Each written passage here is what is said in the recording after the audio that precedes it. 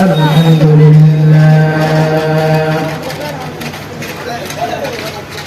الحمد لله نحمده ونستعينه ونستغفره ونؤمن به ونتوكل عليه والحمد لله على كل حال وفي كل مكان ونؤمن به ونتوكل عليه ونعوذ بالله من شرور أنفسنا ومن سيئات أعمالنا من يهده الله فلا مضل له ومن يضلله فلا هادي له ونشهد أن لا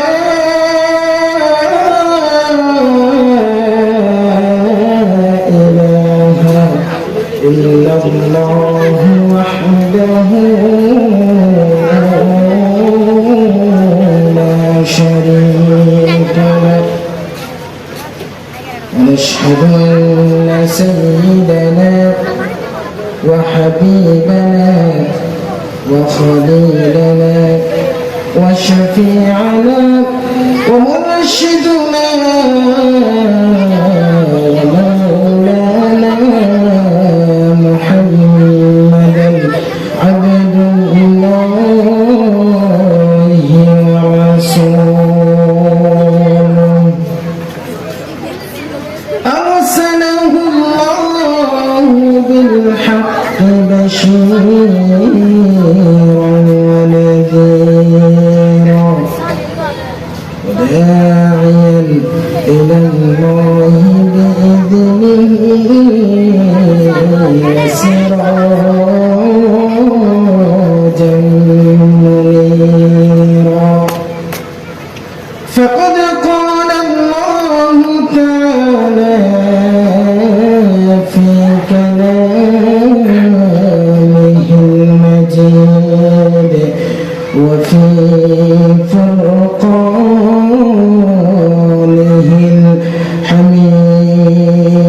الحميد أعوذ بالله من الشيطان الرجيم بسم الله الرحمن الرحيم نون والقلم وما يسطرون ما أنت بنعمة ربك بمجنون وإنك لعلى خلق عظيم وقال تعالى إن الله وملائكته يصلون على النبي يا أيها الذين آمنوا صلوا عليه وسلموا تسليما اللهم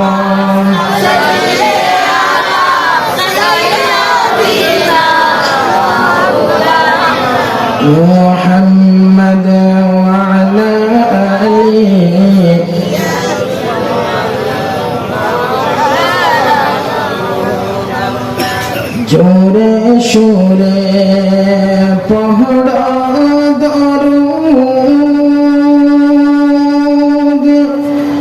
ও মুমিন ভাই মিলিয়া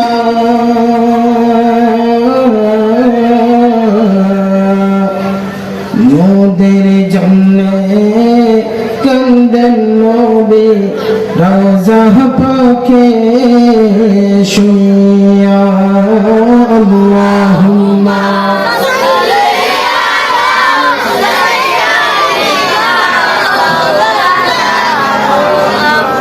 وعلى آل مولانا محمد ধন্যবাদ মদিনাবাসী ধন্য তোমার জমিন তোমার বুকে শুয়ে আছেন রহমাতুল লিল আলামিন আল্লাহুম্মা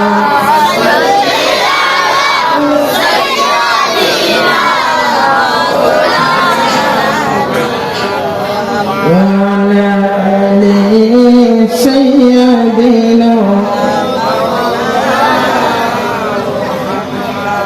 বিশ্ব নবী নিয়ে আসলেন মহাগ্রন্থ আল কুরআন সেই কুরআনকে টিকে রাখতে দিতে পারি মোদের প্রাণ আল্লাহুম্মা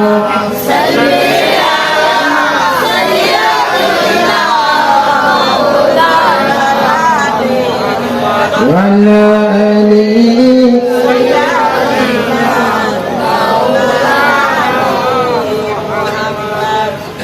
صدق الله العظيم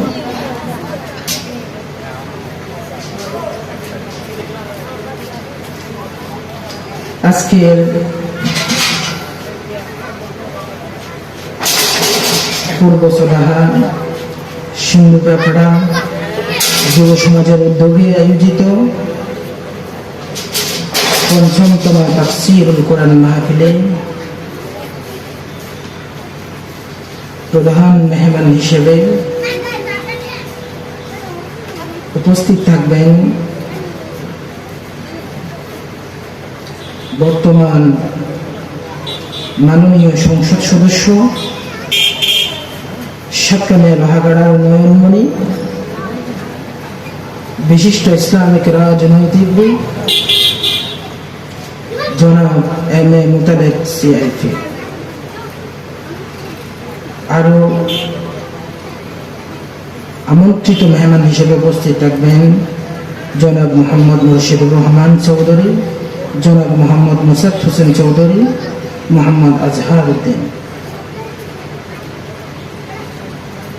এবং প্রধান বক্তা হিসেবে উপস্থিত থাকবেন বর্তমান সময়ের আলোচিত বক্তা, মিডিয়া ব্যক্তিত্ব,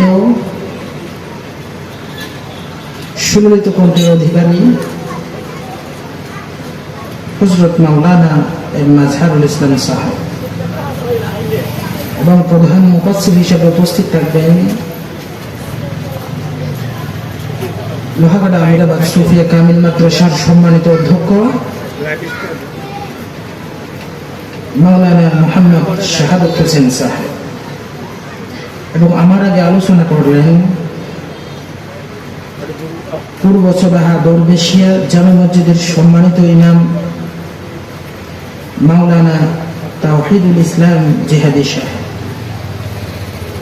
এবং আজকে তাফসীরুল কোরআন মাহফিলের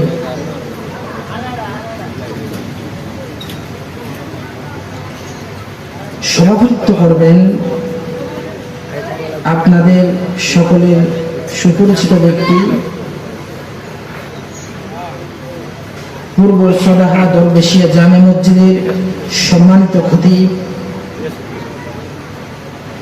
এবং সদাহা আদর্শ মহিলা দাখিল মাদ্রাসার সম্মানিত সুযোগ্য শিক্ষক, বিশিষ্ট ইসলামিক চিন্তাবিদ হযরতুল আল্লাম জনাব মাওলানা মুহাম্মদ নোমান সমরকুন্দি সাহেব মাদ্দাজিল্লাহুল আলী, আল্লাহ ওনাকে হায়াত তৈয়বা দান করবে। সবাই বলে আমিন।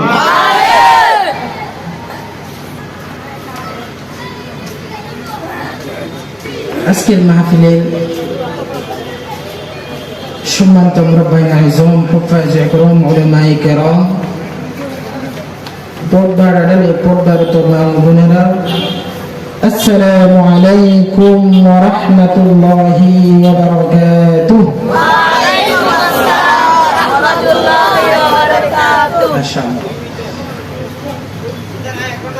আল্লাহ পাক রব্বুল আলামিনের উপর লাখো লাখো শুকর যে মহান রব্বুল আলামিন আপনাকে আমাকে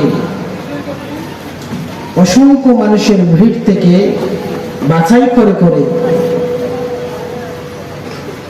হসপিটালে মুমূর্ষ অবস্থায় না রেখে, কারাগারে কারাবদ্ধ অবস্থায় না রেখে, স্বাধীন রেখে, আসার পথে কোন রকম বিপদ আপদ না দিয়ে তিনার মাহফিল তাফসীরুল কোরআন মাহফিলে আসার তৌফিক দান করেছেন। সে মহান রব্বুল আলামিনের কাছে আমরা কালিমাতুশ শুকর আদায় করতে চাই কি চাই না? যদি আমরা কালিমাতুশ শুকর আদায় করতে চাই, আমাদের কলিজা উজাড় করে দিয়ে সর্বশক্তি একত্রিত করে আকাশ বাতাস প্রকম্পিত করে সেই মহান রব্বুল আলামিনের কাছে কালিমাতুশ শুকর আদায় করি। আলহামদুলিল্লাহ, মাশাআল্লাহ। সাথে সাথে দরুদ সালাম পেশ করতে চাই যার আগমন পূর্বে আমরা মানুষ ছিলাম, কিন্তু আমাদের মধ্যে কোনো মনুষ্যত্ব ছিল না। যার আগমন পূর্বে আমাদের মাঝে পরিবার ছিল, কিন্তু পারিবারিক কোনো বন্ধন ছিল না। আমাদের মাঝে সমাজ ছিল, কিন্তু সামাজিক কোনো নীতি ছিল না। আমাদের মাঝে রাষ্ট্র ছিল, কিন্তু রাষ্ট্রের মধ্যে কোরআনের কোনো আইন ছিল না। এই অন্ধকার অমাবস্য রাতে মহান আল্লাহ পাক রব্বুল আলামিন মিট মিট করে সূর্যের আলোর মতো একটা প্রদীপ পাঠালেন। সেই প্রদীপটি আর কেউ নয়, সাইয়্যিদুল মুরসালিন, রাহমাতুল লিল আলামিন, শফিউল মুজরিমিন, সর্বকালের সর্বশ্রেষ্ঠ মহামানব জনাবে মুহাম্মদুর রাসূলুল্লাহ সাল্লাল্লাহু আলাইহি ওয়াসাল্লাম।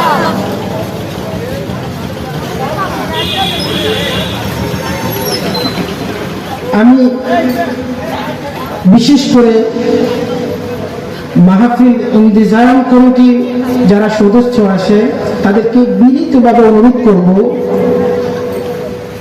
আজকের মাহফিল তখনই সফল হবে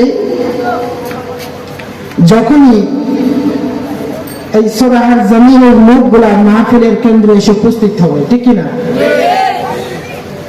আমাদের মূল লক্ষ্য উদ্দেশ্য কি? 1 মাস 2 মাস ধরে যে ওনারা কষ্ট করছে, এটার মূল লক্ষ্য উদ্দেশ্য কি? কোরআনের ময়দানে মাহফিল হবে, বিভিন্ন স্থান থেকে, জায়গা থেকে, দূর দূরান্ত থেকে মাহফিলের বক্তারা আসবেন। কোরআনের মেসেজগুলা এই সরাহার জমিনের মধ্যে পৌঁছে দেওয়ার জন্য তাদের এই কষ্ট, ঠিক না? তাদেরকে বিনীতভাবে অনুরোধ করব, তারা যেন আশেপাশে যারা লোক চলাফেরা করতেছেন, বিশেষ করে যারা দায়িত্বরত আছেন, তাদের নির্দিষ্ট দায়িত্ব যারা আছে তারা ব্যতীত অন্যরা যেন মাহফিলের সৌন্দর্য রক্ষার্থে মাহফিলের প্যান্ডেলের নিচে যেন তারা বসে। আর বিশেষ করে অনুরোধ করব, আজকের এই মাহফিলের দিনে এখনো পর্যন্ত এই দোকানগুলো খোলা। সামান্য আজকের মাহফিলের জন্য তারা কি স্যাক্রিফাইস করতে পারতো না? 3-4 ঘন্টায় বেচা কিনা করে তাদের কয় টাকা লাভ হবে? সর্বোচ্চ 500 টাকা, 1000 টাকা। তাদেরকে বিনীত অনুরোধ করব, মাহফিলের কমিটি যারা আছে তারা যেন প্রতিটি দোকানে গিয়ে কয়েকজন মিলে, একজন না, কয়েকজন মিলে গিয়ে যেন তাদেরকে একটু অনুরোধ করে সুন্দর ভাষায়, হুমকি দুমকি নিয়ে না, কারণ ইসলাম আদর্শের উপর টিকে আছে, ঠিক কি না?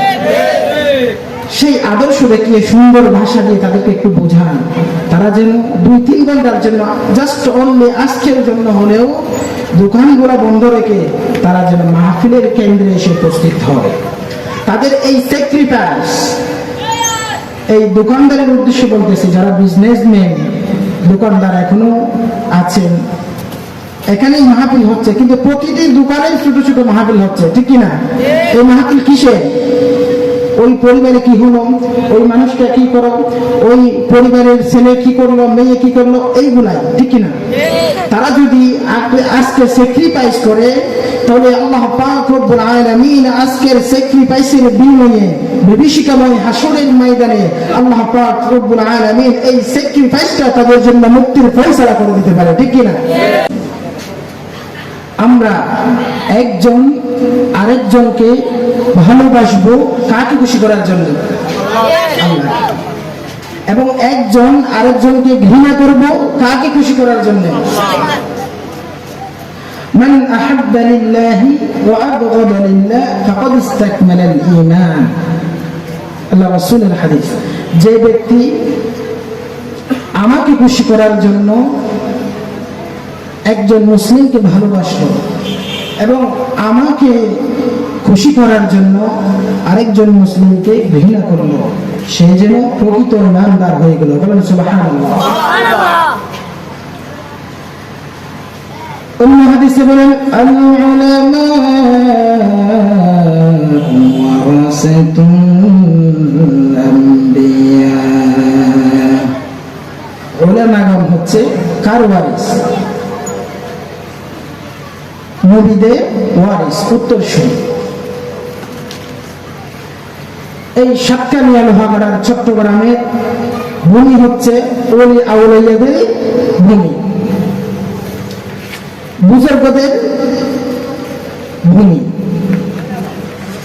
কিন্তু এই সাতকানিয়া লোহাগাড়ায় চট্টগ্রামের মধ্যে আলেম ওলামাদের আসা যাওয়া সবচেয়ে বেশি প্রয়োজন, ঠিক কিনা? কিন্তু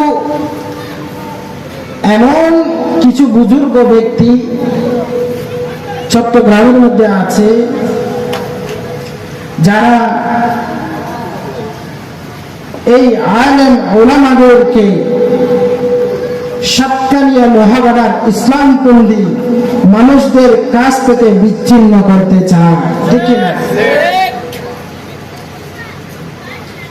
এইরকম আলেম ওলামা নামদারে বুজুর্গ মুনাফিক সাতকানিয়া লোহাগাড়ায় আছে কিনা?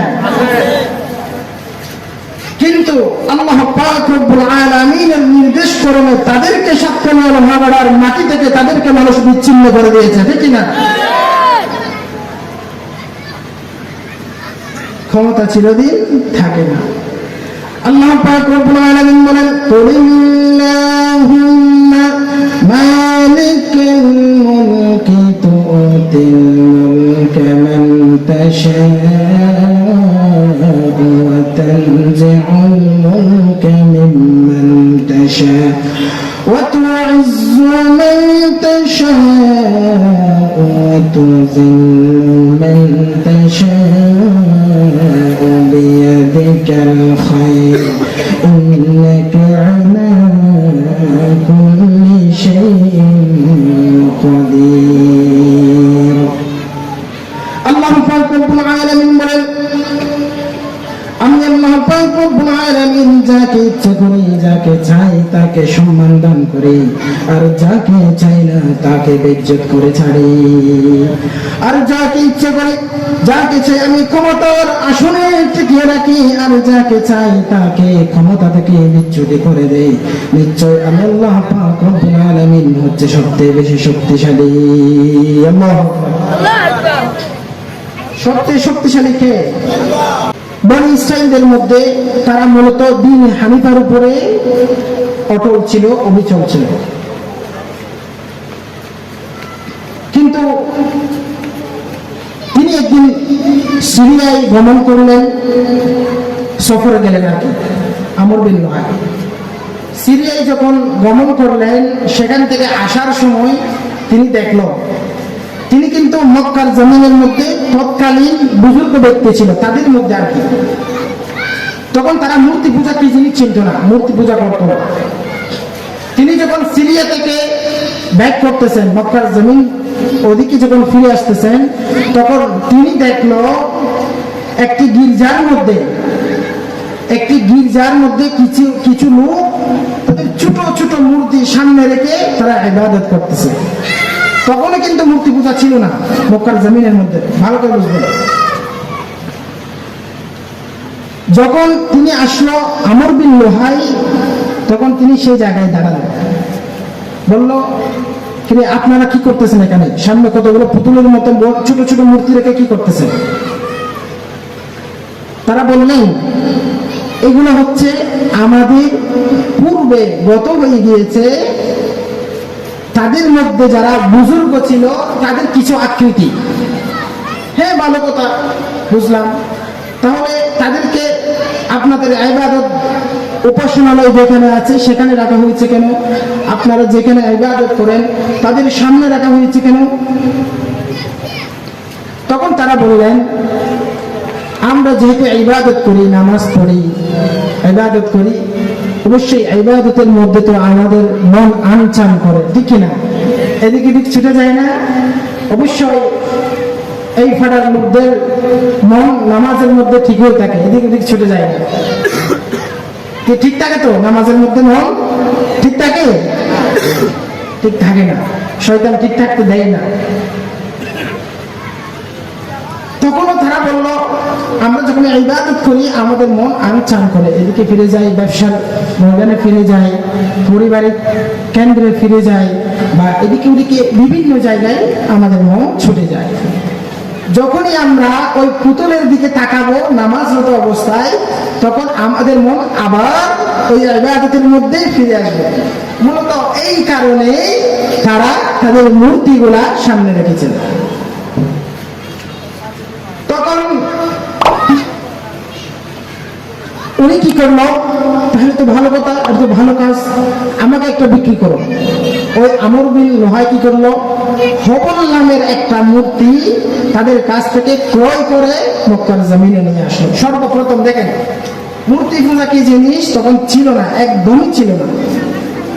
উনি হবল নামে একটা মূর্তি আমর বিন লুহাই কোথায় নিয়ে আসলেন? বলতে হবে, কোথায় নিয়ে আসলেন? বনি ইসরাইলদের লোকদের কাছে নিয়ে আসলেন, মক্কার জমিনে, অর্থাৎ কাবা শরীফে নিয়ে আসলেন। তখন তারা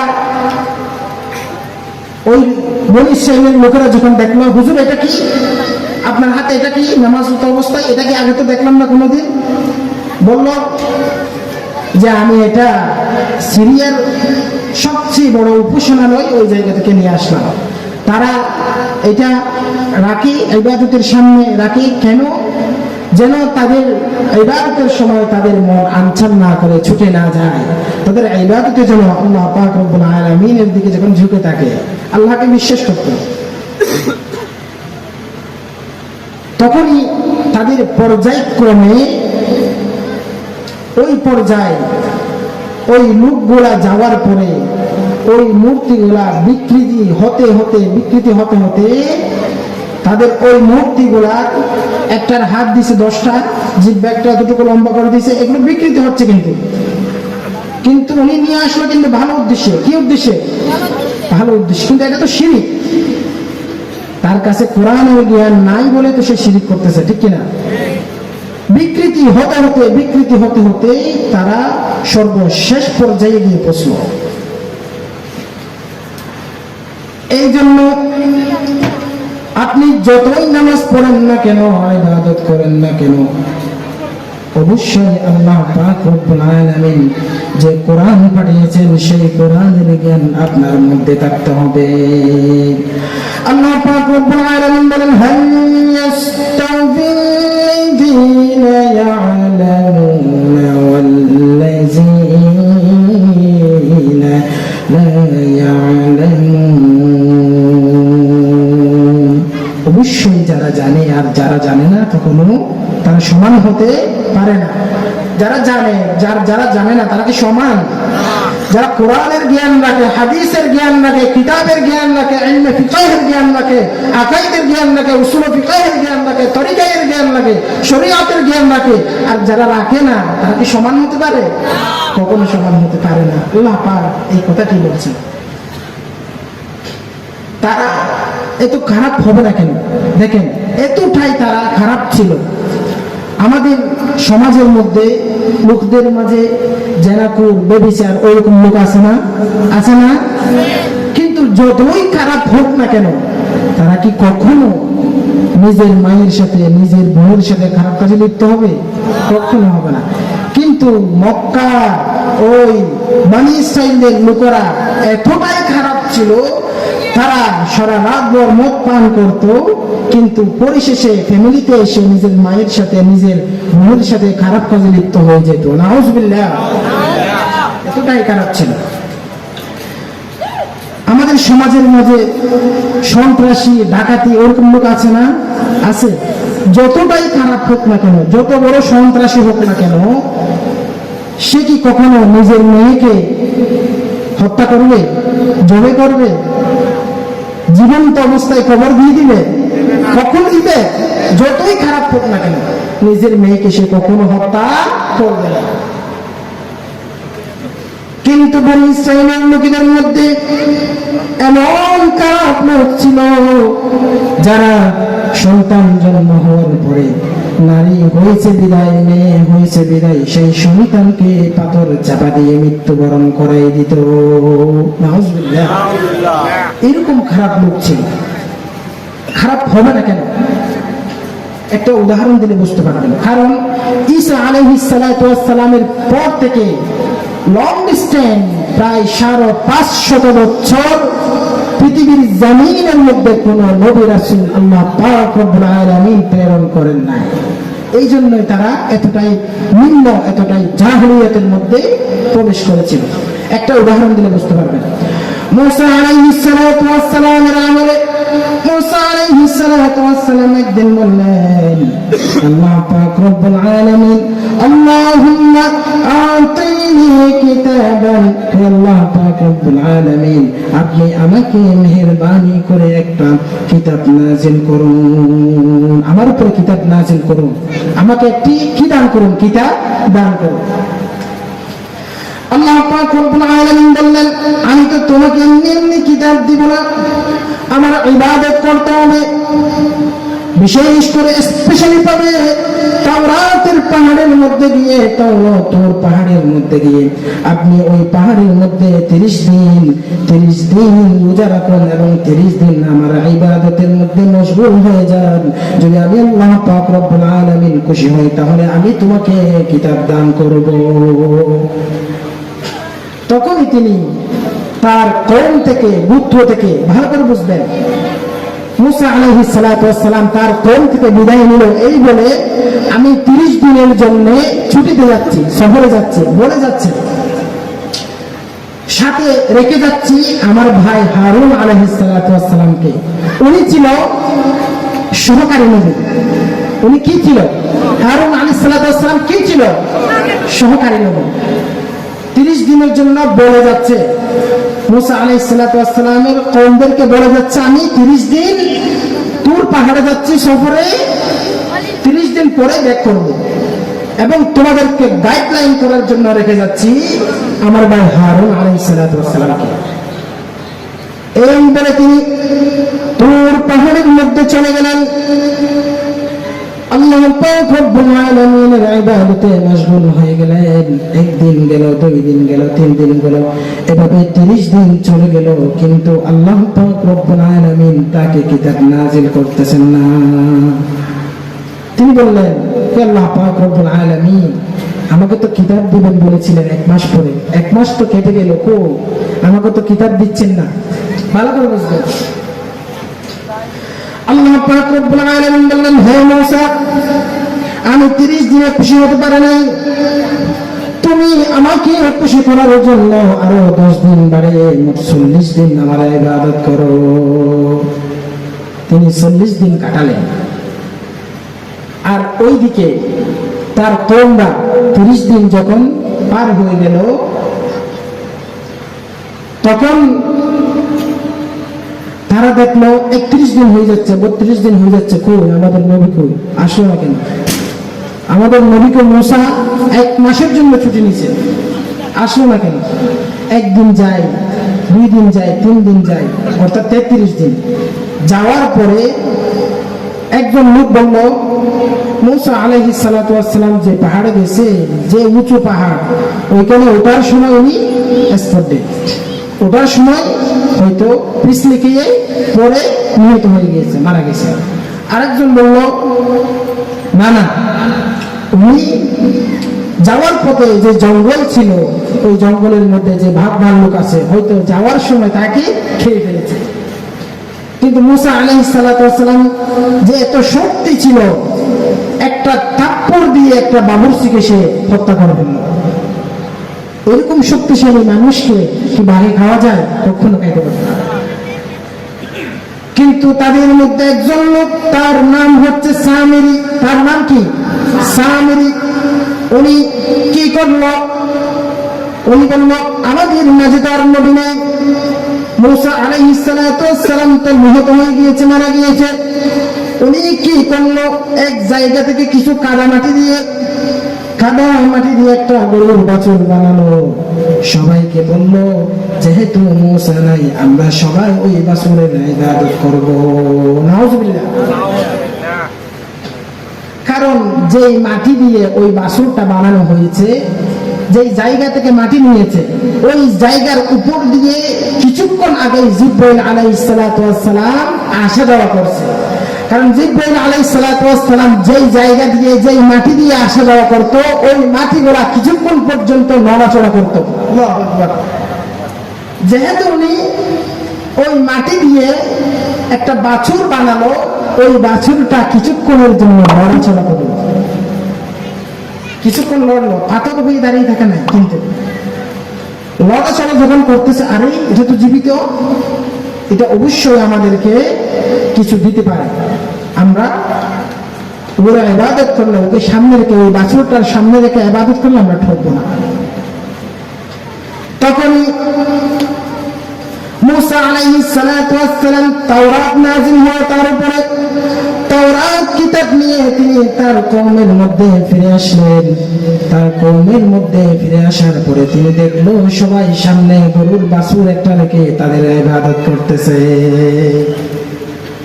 মূসা আলাইহিস সালাতু ওয়াস সালাম তো রেখে গিয়েছেন, তিনি এসে ডাইরেক্টলি ধরলেন এইভাবে হারুন আলাইহিস সালাতু ওয়াস সালামকে, যেহেতু তাকে সাবেক দায়িত্ব দিয়ে দিয়েছেন, যেহেতু উনি কি নবী, সহকারী নবী ছিল, তাকে গাইডলাইনের জন্য দায়িত্ব দিয়েছেন। মূসা আলাইহিস সালাতু ওয়াস সালাম এসে তাকে এইভাবে ধরলেন, দাড়ির মধ্যে ধরলেন, এভাবে ধরে ঝাটকি দিলেন, তার ভাইকে ঝাটকি দিলেন, দাড়িতে ধরলেন, কোরআনে নাই।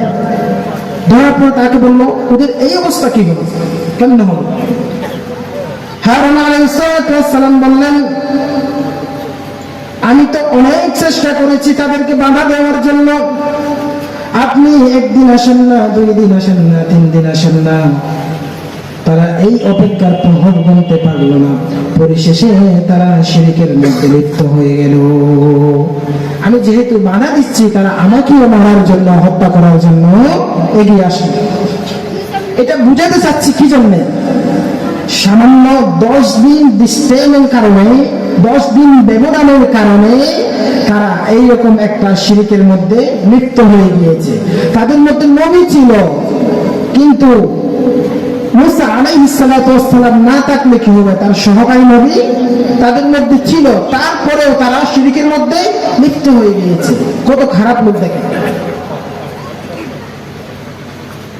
প্রিয় হাজিরিন, সব উলামায়ে কেরামদের মতে, সব তাফসীরদের মতে, সব ফকিহগণদের মতে সবাই একমত, ওই যুগকে বলা হয় জাহেলিয়াতের যুগ।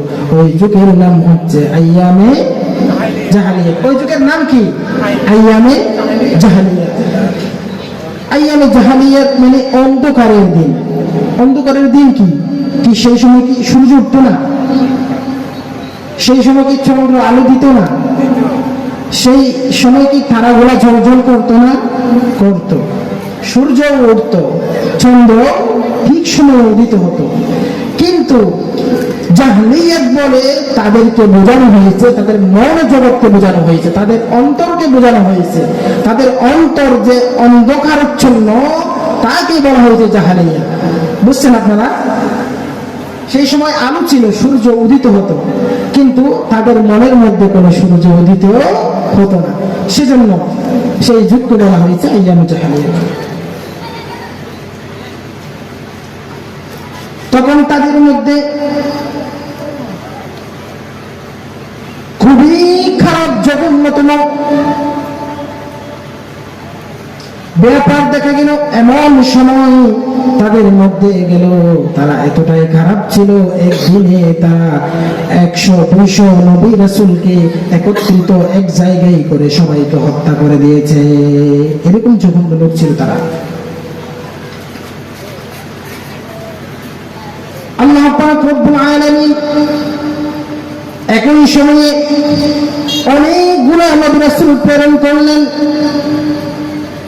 ধরেন সরাহার জন্য একজন, লোহাগড়ার জন্য একজন, কেরানীহাটের জন্য একজন, চন্দনাশের জন্য একজন, এরকম আল্লাহ পাক রব্বুল আলামিন বিভিন্ন জায়গার জন্য একসাথে অনেক নবী আল্লাহ পাক রব্বুল আলামিন প্রেরণ করেন। ওই সময়কে আল্লাহ পাক রব্বুল আলামিন আইয়ামে জাহেলিয়াতকে আইয়ামে নূরিয়া বানানোর জন্য, আইয়ামে যাহাবিয়া বানানোর জন্য আল্লাহ পাক রব্বুল আলামিন আমাদের প্রিয় নবী মুহাম্মদুর রাসূলুল্লাহ সাল্লাল্লাহু আলাইহি ওয়াসাল্লামকে প্রেরণ করলেন। সুবহানাল্লাহ। তিনি জাহেলিয়াতের যুগকে, অন্ধকারের যুগকে আলোর যুগ বানানোর জন্য, স্বর্ণের যুগ বানানোর জন্য আল্লাহ পাক রব্বুল আলামিন বলেন, আইয়ুহান নাবিয়্যু ইন্না আরসালনাকা শাহিদান ওয়া মুবাশশিরান ওয়া নাযীরা ওয়া দা'iyan ইলা আল্লাহি বিইذنিহি ওয়া সিরাজান মুনীরা। আল্লাহ পাক রব্বুল আলামিন আপনাকে পৃথিবীর জমিনে মানুষের জন্য শাহিদ হিসেবে প্রেরণ করেছে, সাক্ষ্য হিসেবে প্রেরণ করেছে, মুবাশশির হিসেবে প্রেরণ করেছে, সুসংবাদদাতা হিসেবে প্রেরণ করেছে, এবং জাহান্নাম থেকে মুক্তি পাওয়ার জন্য সতর্ককারী হিসেবে আপনাকে প্রেরণ করেছে। ঠিক কিনা? ওয়াদাইয়ান ইলাল্লাহি বিইذনিহি ওয়া সিরাজান মুনীরা। আল্লাহ পাক রব্বুল আলামিন বিশ্বনবীকে পাঠালেন সিরাজান মুনীরা হিসাবে। কি হিসাবে? সিরাজান মুনীরা অর্থাৎ আলোকবর্তিতা। সিরাজান মুনীরা বলা হয়, সিরাজ অর্থাৎ চিরাগ, মুনীরা অর্থ হচ্ছে আলো। ধরেন আপনার হাতের মধ্যে একটা চিরাগ আছে, অর্থাৎ মোমবাতি আছে। সিরাজান মুনীরার তাফসীরের মধ্যে লেখা হয়েছে, ধরেন আপনার হাতের মধ্যে একটা কি আছে? মোমবাতি আছে। 100 লোক অন্ধকারাচ্ছন্ন, অন্ধকারের মধ্যে ডুবে আছে, অন্ধকারের মধ্যে, তাদের কাছে কোনো কি নাই? আলো নাই, কিন্তু মোমবাতি আছে। কিন্তু কি নাই? আলো নাই। আলো আছে কার কাছে? আপনার কাছে। আপনার কাছ থেকে যদি এক একজন করে আলো যদি ধার নেই, একজন ধরাই নিল, চলে গেল, আরেকজন আসলো, যদি 100 জন নেই, 100 জন কেন 1000 জন যদি আপনার কাছ থেকে যদি আলো নেয়, আপনার আলোর কোনো কমতি হবে? হবে না। আল্লাহ পাক রব্বুল আলামিন বিশ্বনবী মুহাম্মদুর রাসূলুল্লাহ সাল্লাল্লাহু আলাইহি ওয়াসাল্লামকে যে আলো দান করলেন, সিরাজাল মুনির হিসেবে প্রেরণ করলেন, ওই ইমানের আলো সারা বিশ্বজাহান যে তার কাছ থেকে আলো নিল, ওই বিশ্বনবীর আলোর কোনো কমতি হলো না। সুবহানাল্লাহ। উনি ছিলেন কি? আলোকবর্তিতা। উনি কি ছিলেন? আলোকবর্তিতা। বিশ্বনবী সাল্লাল্লাহু আলাইহি ওয়াসাল্লামের জন্ম হয়েছিল 12 রবিউল আউয়াল। সব ঐতিহাসিকদের মতে 12 রবিউল আউয়াল না, কিন্তু বেশিরভাগ ঐতিহাসিকদের মতে 12 রবিউল আউয়াল। কেউ কেউ বলেছেন 8 রবিউল আউয়াল, কেউ কেউ 10 রবিউল আউয়াল, কেউ কেউ 17 রবিউল আউয়াল। অনেক মত এসেছেন, কিন্তু বেশিরভাগ তাফসীরগণ বলেছেন 12 রবিউল আউয়াল ইনি জন্মগ্রহণ করেছেন, সোমবার। ইনি জন্মগ্রহণ করার সময় আশ্চর্যজনকভাবে 3টা ঘটনা ঘটে যায়। যখনই তিনি তার মায়ের গর্ভ থেকে প্রসব হবেন, দুনিয়ার জমিনের মধ্যে আগমন করলেন, তখনই আশ্চর্যজনকভাবে 3টা ঘটনা ঘটে যায়। তিনি রাতের অন্ধকারে যখন পৃথিবীর জমিনে আগমন করবেন, যেই রাত্রি ছিল, ওই রাত্রি আমেনার ঘরে প্রবেশ করল। ওই ঘরটা ছিল ঘুটঘুটে অন্ধকার। তিনি যেই সময় পৃথিবীর জমিনের মধ্যে আগমন করলেন, আগমন বা করবেন, ওই সময় ওই ঘরটা নূরে মনোহর হয়ে যায়। আল্লাহু আকবার। 2 নম্বর আশ্চর্যজনক ভাবে যেটা ঘটলেন, আমিনা যখন দেখলেন তার সন্তান মুহাম্মদুর রাসূলুল্লাহ সাল্লাল্লাহু আলাইহি ওয়াসাল্লাম যখন পৃথিবীর জমিনের মধ্যে যখন আসলেন, তখন দেখলেন একটা নূর, একটা আলো তার সামনে আসলো। ওই আলোর মধ্যে, ওই নূরের মধ্যে সিরিয়ার সাদা সাদা বড় বড় প্রাসাদগুলো দেখা যাচ্ছে। সুবহানাল্লাহ, সুবহানাল্লাহ। ওই রাত্রি রোম থেকে বের হয়ে বাহিরে যখন আসলো, সে যখন আকাশের দিকে তাকালো, ওই আকাশের মধ্যে দেখতে পেল তারারা, সব আসমান আর সব তারা যখন ওই আমিনার ঘরের ছাদের উপরের দিকে ঝুঁকে আছে। সুবহানাল্লাহ। 3 নম্বর যে আশ্চর্য ঘটনা ঘটল, তিনি যখনই জন্মগ্রহণ করলেন, সেই সময় পারস্যের মধ্যে একটা ভূমিকম্প দেখা গেল। কি দেখা গেল? ভূমিকম্প। ওই ভূমিকম্পের মধ্যে পারস্যের মধ্যে সবচেয়ে শক্তিশালী, যেটা সবচেয়ে বড়, যেটা কেন্দ্র ছিল, যারা যেখানে গিয়ে তারা শিরক করত, উপাসনালয় ছিল। ওই উপাসনালয়ে নবী করিম সাল্লাল্লাহু আলাইহি ওয়াসাল্লামের জন্মের সাথে সাথে ওই উপাসনালয়টা 13টা পিলার ছিল, ওই পিলারগুলো ভেঙে সাথে সাথে চুরমার হয়ে যায়। ওই সময় পারস্যের মধ্যে বিশাল একটা অগ্নিকুণ্ড ছিল। ওই অগ্নিকুণ্ডটা 1000 বছর ধরে জ্বলছিল, কেউ নিভাতে পারল না। ওই অগ্নিকুণ্ডের পাশে দাঁড়িয়ে সবাই শিরক করত, অগ্নি পূজা করত। বিশ্বনবী যখন দুনিয়ার জমিনের মধ্যে পা রাখলেন, তখন ওই অগ্নিকুণ্ডটা ঠাস করে জমিন থেকে নেমে যায়। সেটা তারা কি বোঝা গেল? জাআল হক ওয়া যাহাকাল বাতিল ইন্নাল বাতিলা কানা যাহুকা। সত্য পৃথিবীর জমিনের মধ্যে এসেছেন, সত্য দিন পৃথিবীর জমিনের মধ্যে এসেছেন। মিথ্যা বানোয়াট ধর্ম আর পৃথিবীর জমিনের মধ্যে টিকে রাখতে পারবে না। এটাই বুঝিয়ে দিলেন আল্লাহ পাক রব্বুল আলামিন। নবী রাসূলকে তিনটি মুজিজা দিয়েছেন, অর্থাৎ তিনটি গুণ দিয়েছেন। এক নাম্বার হচ্ছে ওহী, আর দ্বিতীয় নাম্বার হচ্ছে চরিত্র, তৃতীয় নাম্বার হচ্ছে মুজিজা। তৃতীয় নাম্বার কি? মুজিজা। মুজিজা আল্লাহ পাক রব্বুল আলামিন প্রত্যেক নবী রাসূলকে দিয়েছেন, কাউকে বেশি দিয়েছেন আর কাউকে কম দিয়েছেন। আল্লাহ পাক রব্বুল আলামিন বললেন, আমি হচ্ছে রব্বুল আলামিন, আপনাকে আমি বানিয়েছি রাহমাতুল লিল আলামিন, এবং আপনার উপরে যেটা নাযিল করেছি সেটা হচ্ছে যিকরুল লিল আলামিন, অর্থাৎ কোরআন।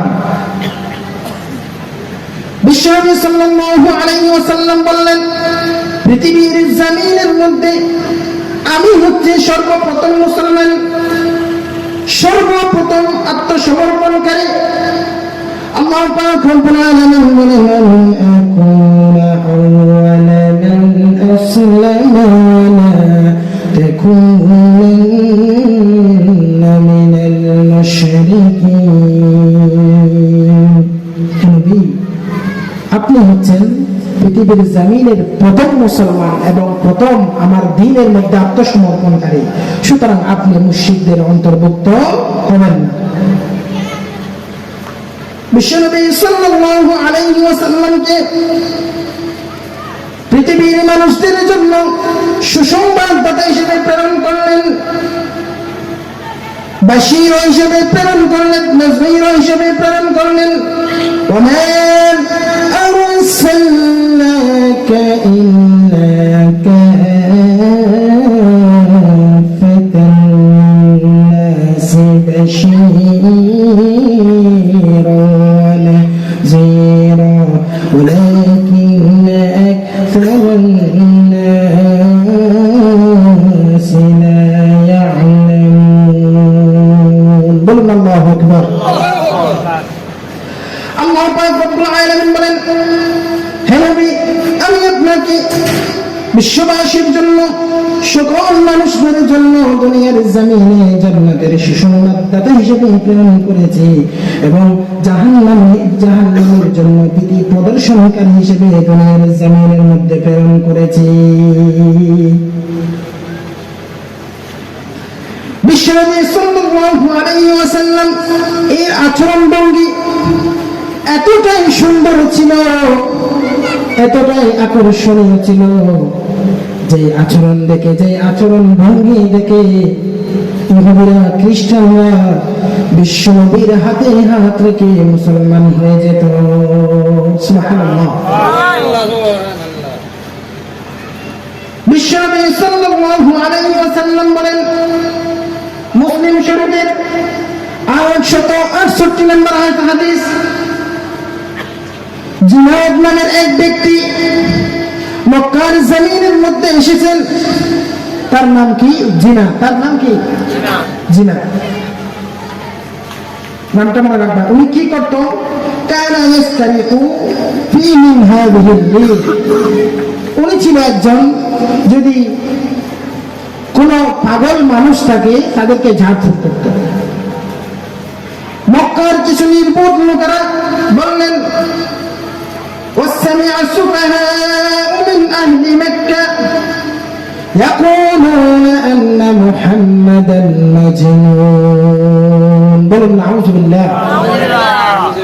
তাকে বললেন, হে জিনাত, আপনি এসেছেন, ভালো কাজ করেছেন। মক্কার জমিনের মধ্যে একজন পাগল আছে যে আমাদেরকে বেশি ডিস্টার্ব করতেছে, যদি তার সাথে যদি সাক্ষাৎ হয় তাকে একটু ঝাড়ফুঁক করো। জিনাত বললেন, আচ্ছা ঠিক আছে।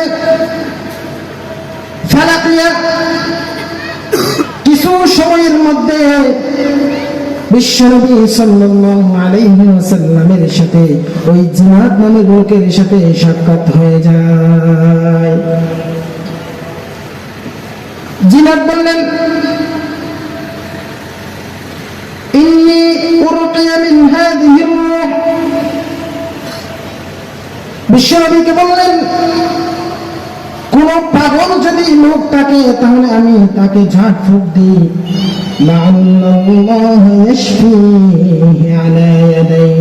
আল্লাহ চাইলে আমার হাতের মাধ্যমে তাকে শেফা দান করতে পারে। আল্লাহর নাম নিচ্ছে। এবার বিশ্বনবী সাল্লাল্লাহু আলাইহি ওয়াসাল্লাম কথা বলতে শুরু করেছে।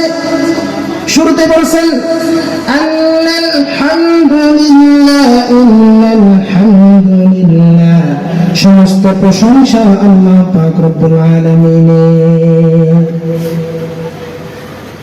এবং বললেন নাহমাদুহু ওয়া নাস্তাঈনুহু, যেটা আলোচনার শুরুতে বলে, এরপর আর বলেন না। এরপরে বলছেন মান ইউদ্লিলিল্লাহু ফালা হাদিয়া লাহু ওয়া মান ইউদ্লিলহু ফালা হাদিয়া লাহু। বিশ্বনবী বললেন জিনাতকে সমস্ত প্রশংসা আল্লাহ পাক রব্বুল আলামিনের প্রশংসা করি এবং আল্লাহ পাক রব্বুল আলামিনের কাছ থেকে সাহায্য চাই। আল্লাহ পাক যাকে চাই হেদায়েত দিতে পারেন, আর যাকে চাই হেদায়েত থেকে বঞ্চিত করতে পারেন। এবং বললেন লা ইলাহা ইল্লাল্লাহু ওয়াহদাহু লা শারীকা লাহ, আল্লাহ ছাড়া কোনো ইলাহ নাই। কাকে বলতেছেন? জিনাতকে বলতেছেন এই কথাগুলো হাদিসের ইবারত। আল্লাহ ছাড়া কোনো ইলাহ নাই, ওয়াহদাহু, তিনি একক, লা শারীকা লাহ, তার কোনো শরীক নাই, অংশীদার নেই। ওয়া আশহাদু আন্না মুহাম্মাদান আবদুহু ওয়া রাসূলুহু, আর আমি সাক্ষ্য দিচ্ছি মুহাম্মদুর রাসূলুল্লাহ সাল্লাল্লাহু আলাইহি ওয়াসাল্লাম আল্লাহর বান্দা ও শেষ রাসূল। ও শুধু রাসূল না, রাসূল বললে একদম লোক বের হয়েছে যে ওখানে তো রাসূল বলা হয়েছে, শেষ রাসূল বলা হয় নাই কালিমার মধ্যে। হয়তো এই রাসূলের পরে আরো রাসূল আসতে পারে বা আসবে বা এসেছে, এটা কারা বলে? কারা বলে? সেজন্য এই ব্যাখ্যা হবে শেষ রাসূল। কি হবে? শেষ রাসূল। এই কথাগুলো বললেন। তিনি বললেন আ'ইদ আলাইয়া কালিমাতুকা হাউলা। জিনাত বললেন তুমি এখন যে বাক্যগুলো বলেছো এই বাক্যগুলো আমাকে আবার শোনাও। সুবহানাল্লাহ, রাসূলের বাক্যগুলো আবার শুনতে চাচ্ছেন। ফাআদাহুন্না আলাইহি সালাসা মাররাত, তিনি হুবহু অবিকল তিনবার বললেন একই বাক্যগুলো। কয়বার বললেন? কয়বার বললেন? তিনবার বললেন। এবার জিনাত বলতে শুরু করলেন সামি'তু কওলাল কাহান ওয়া কওলাস সাহার ওয়া কওলাশ শাইর। জিনাত বললেন আমি কসম করে বলতেছি এটা কোনো গণকের কথাও নয়, জাদুঘরের কথাও নয়, এটা কোনো কবিদের কথাও নয়। মা সামি'তু মিসলা কালিমাতুকা হাউলা, এর আগে এরকম গভীর কথা, মনোমুগ্ধকর কথা আমি জীবনেও শুনি নাই। সুবহানাল্লাহ। কে বললেন এটা? জিনাত বললেন। এরপরে জিনাত বললেন লাকাদ বালাগনা নাউসুল বাহর, এই বাক্যগুলা, তোমার বাক্যগুলা সমুদ্রের গভীরে পৌঁছে গিয়েছে। মানে তোমার বাক্যগুলা অনেক গভীর, এই বাক্যগুলা অর্থবহ, অনেক গভীর। তিনি বললেন হাতি ইয়াদাকা, হে মুহাম্মদ তোমার হাতটা একটু বাড়াও, আমার দিকে দাও। জিনাত বললেন হে মুহাম্মদ তোমার হাতটা একটু আমার দিকে দাও। উবাইউকা আলাল ইসলাম, যখন তিনি হাত দিল তিনি বললেন উবাইউকা আলাল ইসলাম, এই মুহূর্তে আমি ইসলামের উপর বায়াত হয়ে আমি মুসলমান হয়ে যেতে চাই। সুবহানাল্লাহ। ওই গণক রাসূল করিম সাল্লাল্লাহু আলাইহি ওয়াসাল্লামের ভাষায় মুগ্ধ হয়ে ইসলাম ধর্ম গ্রহণ করলেন। ঠিক কিনা? আমাদের কথায় কি কেউ ইসলাম ধর্ম গ্রহণ করে? করে না। একজনের কথায় করত, যে আজ পৃথিবীর জমিন থেকে কাফের মুশরিক বেঈমানরা বিদায় করে দিয়েছে, শহীদ করে দিয়েছে। ঠিক কিনা? তাকে তো সবাই চেনে, নাম বলার দরকার নেই। আল্লাহ রাসূল সাল্লাল্লাহু আলাইহি ওয়াসাল্লাম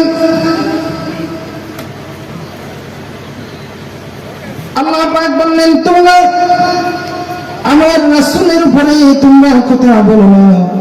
আল্লাহ পাক রব্বুল আলামিন বলেন ইয়া আইয়ুহাল্লাযীনা আমানু লা তারফা'উ আসওয়াতাকুম ফাওqa সাওতিন নাবিয়্যি ওয়া লা তাজহারু লাহু বিল কওলি কাজহরি বা'দিকুম লিবা'দিন আদু ওয়া আনতুম লা তাশউরুন।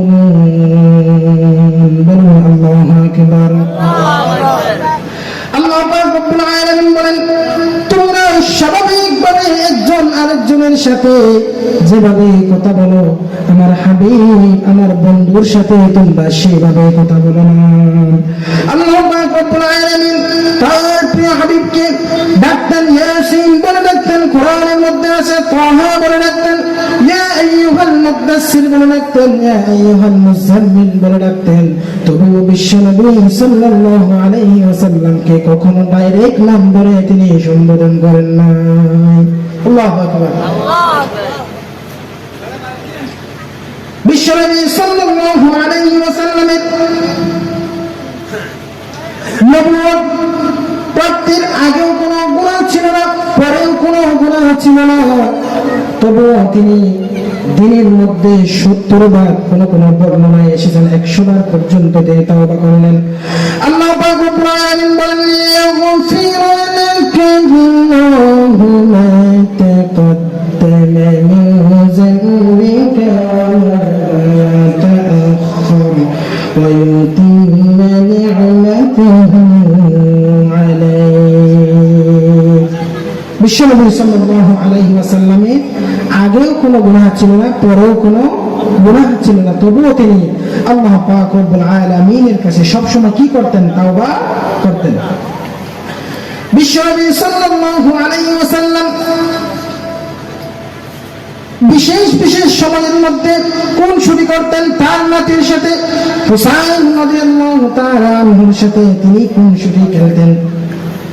একবার বিশ্বনবী সাল্লাল্লাহু আলাইহি ওয়াসাল্লাম হুসাইন রাদিয়াল্লাহু তাআলা আনহুকে বললেন এবং হুসাইন রাদিয়াল্লাহু তাআলা আনহু বললেন বিশ্বনবীকে বললেন না না মানিল আমজাদু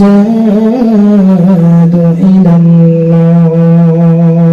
হে না না বলুন দেখি আপনি আল্লাহ পাক রব্বুল আলামিনের কাছে বেশি দামি নাকি আমি হুসাইন বেশি দামি? কে বললেন? হুসাইন রাদিয়াল্লাহু তাআলা আনহু বললেন। বিশ্বনবী বললেন আমি বেশি দামি। আল্লাহ পাক রব্বুল আলামিন আমাকে শেষ নবী হিসেবে প্রেরণ করলেন, রাহমাতুল লিল আলামিন হিসেবে প্রেরণ করলেন, সাইয়্যিদুল মুরসালিন হিসেবে প্রেরণ করলেন। সেহেতু আমি বিশ্ব নবী হচ্ছে পৃথিবীর জমিনের মধ্যে সবচেয়ে বেশি দামি। হুসাইন রাদিয়াল্লাহু তাআলা আনহু বললেন নানাজি না না আপনি কেমনে দামি হন? আমি হচ্ছি পৃথিবীর জমিনে আল্লাহ পাক রব্বুল আলামিনের কাছে সবচেয়ে বেশি দামি। বিশ্বনবী বললেন কাইফা যালিক, কিভাবে তুমি দামি হতে পারো? হুসাইন রাদিয়াল্লাহু তাআলা আনহু বললেন তাহলে বলুন দেখি আপনার বাবার নাম কি? বিশ্বনবী বললেন আমার বাবার নাম হচ্ছে আব্দুল্লাহ। হুসাইন রাদিয়াল্লাহু তাআলা আনহু বললেন শুধু আব্দুল্লাহ, কিন্তু আমার বাবাকে আপনি চিনেন নাকি? আমার বাবার নাম হচ্ছে শের খোদা, যাকে আল্লাহ পাক রব্বুল আলামিন কাফির মুশরিক বেঈমানদের জন্য বাঘ হিসেবে প্রেরণ করলেন। আলী রাদিয়াল্লাহু তাআলা আনহু হচ্ছে আমার বাবা। এবার বিশ্বনবী বললেন হুসাইন রাদিয়াল্লাহু তাআলা আনহু তার মাকে বললেন আপনার মায়ের নাম কি? বললেন আমার মায়ের নাম হচ্ছে আমেনা। কি? তোরা দেখে যা আমিনা মায়ের কোলে, তোরা দেখে যা আমিনা মায়ের কোলে, তোরা দেখে যা আমিনা মায়ের কোলে। সে আমেনা হচ্ছে বিশ্বনবী সাল্লাল্লাহু আলাইহি ওয়াসাল্লামের আম্মা জান। হুসাইন রাদিয়াল্লাহু তাআলা আনহু বললেন আমার মা হচ্ছে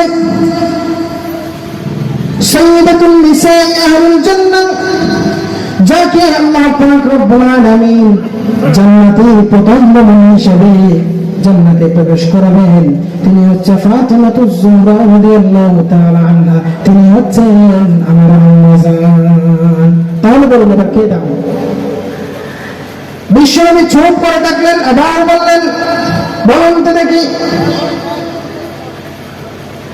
আপনার নানির নাম কি? তিনি বললেন বাররা বিনতে আব্দুল উজ্জা। বাররা কি আপনারা ছিলেন নাকি? নাম শুনছেন? বাররা শুনছেন? হয়তো আলেমরাই জানবেন, শুনেন নাই। আপনার নানি বাররাকে কয়েকজনে চিনে, কিন্তু আমার নানিকে জানেন নাকি? যাকে আল্লাহ পাক রব্বুল আলামিন ডাইরেক্ট সালাম দিয়েছেন, সরাসরি সালাম দিয়েছেন। পৃথিবীর জমিনের মধ্যে কোন রমণীকে আল্লাহ পাক রব্বুল আলামিন সরাসরি জিবরাইল আলাইহিস সালাতু ওয়াস সালামের মাধ্যমে সালাম জানান নাই, কিন্তু খাদিজাতুল কুবরা রাদিয়াল্লাহু তাআলা আনহাকে আল্লাহ পাক রব্বুল আলামিন সরাসরি সালাম জানিয়েছেন।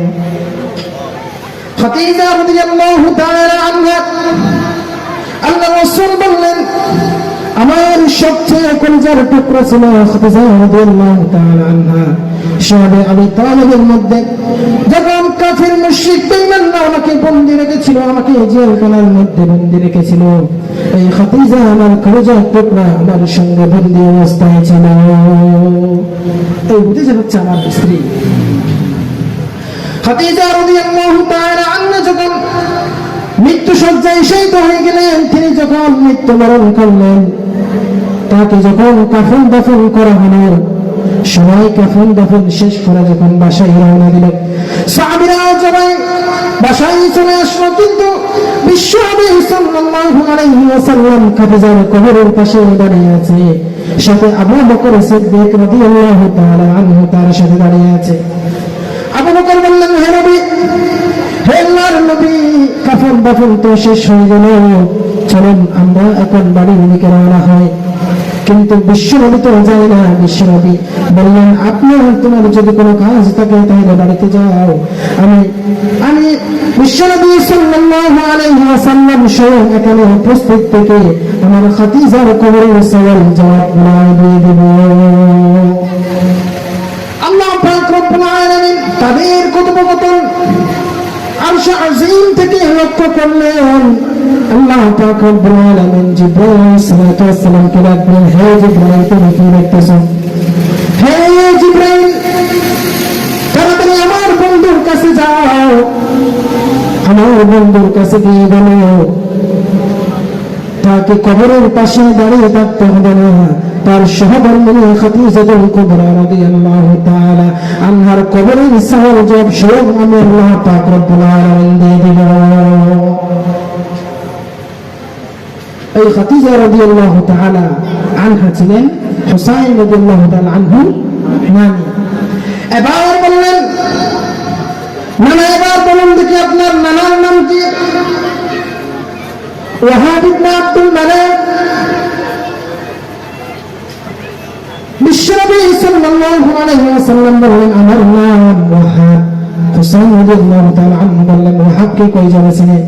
আমার নাম হচ্ছে সাইয়্যিদুল মুরসালিন রাহমাতুল লিল আলামিন শাফিউল মুজরিমিন জনাব মুহাম্মদুর রাসূলুল্লাহ সাল্লাল্লাহু আলাইহি ওয়াসাল্লাম কে হচ্ছে আমার নাম। আল্লাহ পাক রব্বুল আলামিন বিশ্বনবীর পরিচয় দিতে গিয়ে বিশ্বনবীর চরিত্র বর্ণনা করতে গিয়ে তিনটা শপথ করেছেন। ما